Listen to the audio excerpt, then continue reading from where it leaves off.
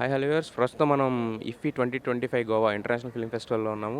So, ఇక్కడ ఈ సంవత్సరం థియేటర్స్‌లో దుమ్ము దులిపి రఫాడించిన 'సంక్రాంతికి వస్తున్న' సినిమా ఇక్కడ పనోరమా కేటగిరీలో నామినేట్ అయింది. సో, ఆ సినిమాని ప్రొడ్యూస్ చేసిన దిల్ రాజు గారు మనతో ఉన్నారు. ఆయనతో మాట్లాడదాం. నమస్తే సార్. నమస్తే. సార్, అంటే ఇంతకుముందు ఎఫ్2 ఆల్రెడీ వచ్చింది ఇఫ్ఫీకి. మళ్ళీ ఈ సంవత్సరం సంక్రాంతికి వస్తున్నాం. సో, ఇన్ని సినిమాలు తీసిన మీకు ఈ సినిమా డబ్బులతో పాటు ఇంత గౌరవాన్ని కూడా తీసుకొచ్చిందిగా. సో, ఏమి నేర్చుకున్నారు సార్ ఈ సినిమా నుంచి? కొన్ని సినిమాలు అద్భుతాలు జరుగుతాయి అంటాం కదా! అలాగే ఈ సినిమా కూడా ఒక రీజనల్ లాంగ్వేజ్ నుంచి వచ్చి ఒక 300 క్రోడ్స్ కలెక్ట్ చేయడం అనేది ఒక గ్రేట్ థింగ్. అంటే ఇది ఒక ఎగ్జాంపుల్.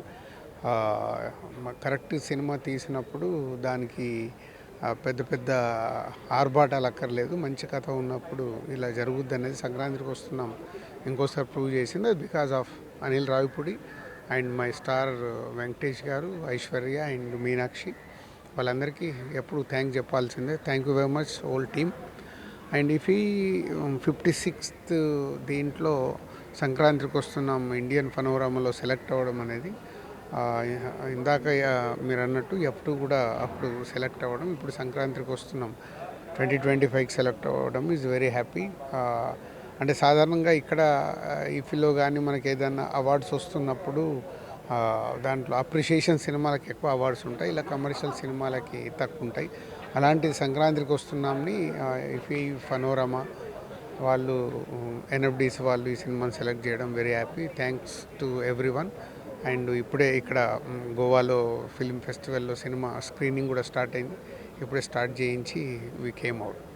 సార్, అంటే ఈ సినిమా మీరు చాలాసార్లు చూశారు. ఇంతకుముందు రిలీజ్ ముందు చూశారు, రిలీజ్ తర్వాత చూశారు.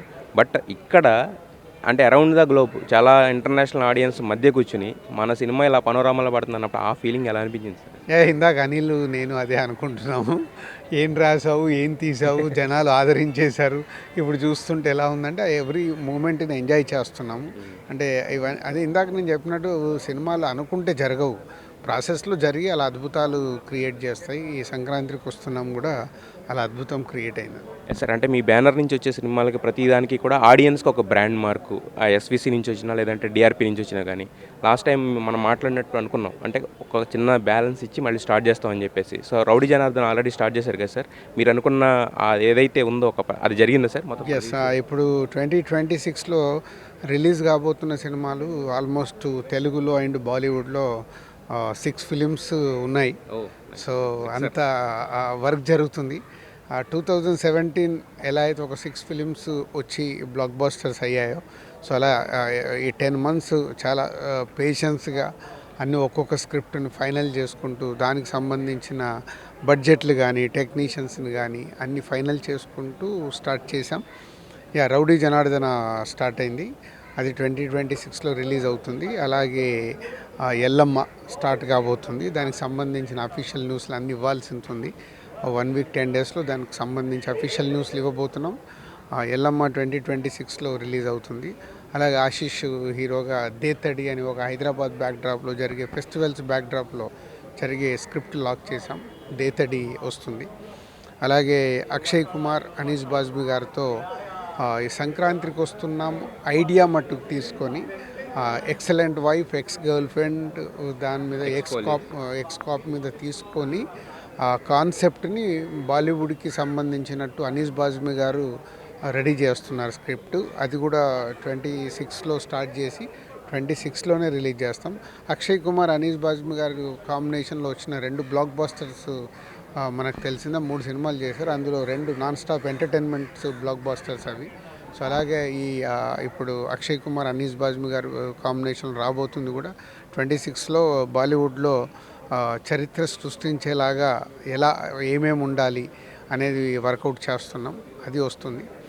అండ్ ఇంకో 2 ప్రాజెక్ట్స్ అఫీషియల్గా డిసెంబర్, జనవరిలో అనౌన్స్ చేసి ఆ 2 కూడా 26లోనే రాబోతున్నాయి. సో 6 ఫిలిమ్స్ ప్యాకేజ్ మళ్ళీ వర్క్ స్టార్ట్ చేశాము. ప్యాకేజ్ లాగా 2017లో వచ్చినట్లు ఎలా సక్సెస్ఫుల్ చేయాలి అనే దాని మీద వర్క్ చేస్తాం. సార్ ఎల్లమ్మ మాత్రం ఎప్పటి నుంచో ఒక డిస్కషన్ పాయింట్ కింద సార్. మొన్న దేవి గారు ఒక పోస్ట్ పెడితేనేమో దేవి గారు ఇదన్నారు. సో ప్రధాన కథానాయకుడు ఫైనల్, కథానాయిక మాత్రం అవ్వలేదు సార్. మిగతా అంతా రెడీగా ఉంది కానీ అయ్యారా సార్? లేదు, అన్నీ అఫీషియల్గా మేము అనౌన్స్ చేయాలి. సో అదే చెప్తున్నాను కదా, అంటే చాలా కేర్ఫుల్గా ప్రతి స్క్రిప్ట్కు ఎవరు ఎలా ఉండాలి అనే దాని మీద వర్క్ చేస్తున్నాము. సో మీకు నెక్స్ట్ మంత్ దీనికి సంబంధించిన అన్ని క్లారిటీస్ వస్తాయి.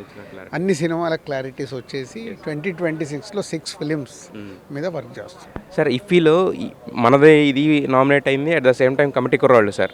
అంటే ఇంతకుముందు మీరు చెప్పినట్టే ఏదో ఒక ఆర్ట్ బ్యాక్ డ్రాప్ అలా ఉన్నాయి కాకుండా ఒక విలేజ్ బ్యాక్ డ్రాప్ సినిమాలకి, ఒక ఫ్యామిలీ బ్యాక్ డ్రాప్ సినిమాలకి కూడా ఇలాంటి ఆదరణ వస్తుంది కదా. సో అవార్డుల్లో కూడా వాటికి అదే ప్రాధాన్యత దక్కుతాం అనేది ఎలా అనిపిస్తుంది సార్? అంటే ఫ్యామిలీ ఆడియన్స్ సినిమాలకి అంటే ఇప్పుడు సంక్రాంతికి వస్తున్నాం, ఇది ఎంటర్టైనర్. అలాగే కమిటీ కుర్రాలు అందరు కొత్త వాళ్ళతో, ఒక కొత్త డైరెక్టరు, కొత్త ప్రొడ్యూసరు అందరు కలిసి చేసి ఒక మంచి సినిమాని ప్రేక్షకులకు అందించారు. ఆ సినిమాకి అప్రిషియేషన్తో పాటు ఒక విలేజ్ బ్యాక్డ్రాప్లో ఉండే వాళ్ళ స్నేహాలు, వాళ్ళకి సంబంధించిన లైఫ్ స్టైల్లో అవన్నీ అద్భుతంగా చేశారు. సో దానికి అవార్డు రావడం అనేది కూడా వెరీ హ్యాపీ. సో తెలుగు సినిమాలు రెండు ఈసారి ఈ 56th ఫనోరమాలో రావడం అనేది వెరీ హ్యాపీ. సార్ అయితే బాలయ్య గారికి సన్మానం చేసినప్పుడు కూడా వచ్చారు యాక్చువల్గా ఓపెనింగ్ సెరమనీలో. సో దాని గురించి ఏం చెప్తారు? ఓపెనింగ్ సెరమనీ, క్లోజింగ్ సెరమనీ లాగా. సో నా బిజీ షెడ్యూల్లో కూడా ఈ ఈపీ 56th గోవా ఇంటర్నేషనల్ ఫిలిం ఫెస్టివల్లో ఓపెనింగ్ సెరమనీ రోజు బాలయ్య గారికి సన్మానం చేసుకోవడం కూడా వాళ్ళందరూ చాలా మంచి మూవ్ తీసుకున్నారు.